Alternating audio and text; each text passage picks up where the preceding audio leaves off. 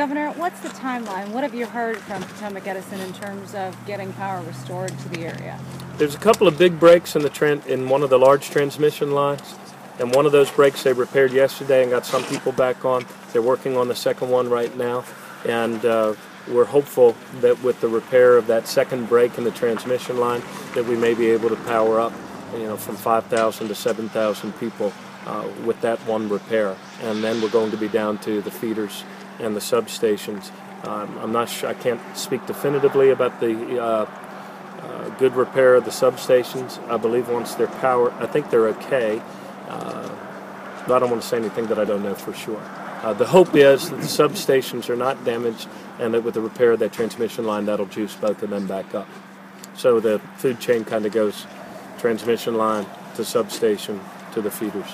And you mentioned that we're going to see more storms like this. So what's the plan moving forward? Well, we're going to see increasingly more violent storms, and therefore we all have to make better choices and be willing to make smarter and greater investments in that infrastructure that keeps us warm in the cold and that enables us to respond to big emergencies.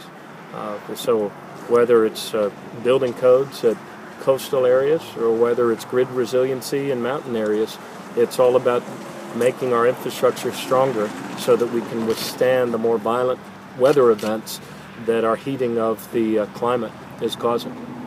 We have a lot of part-time residents here that aren't here now. They're sporadic throughout our county. So what would be a better way for them, maybe through your office or anything you can give them to know when it's going to be okay to possibly come here and check on their residences? Well, I think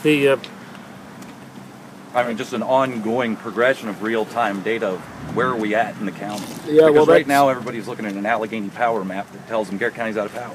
That's what you get. So we want to know better reasons. Most people are communicating through cell phone towers. They're checking the internet on their smartphones to see what the updates are. Right. Well, we will soon have, I think the best thing would be for, soon we'll be able to have a map up, hopefully by the end of today, and I'll talk to Barney about that, of Garrett County that'll show you what roads are open and which ones are still blocked. And that's what we're working on right now. And that website is www.maryland.gov. And you can go on to the Maryland Emergency Management site. Probably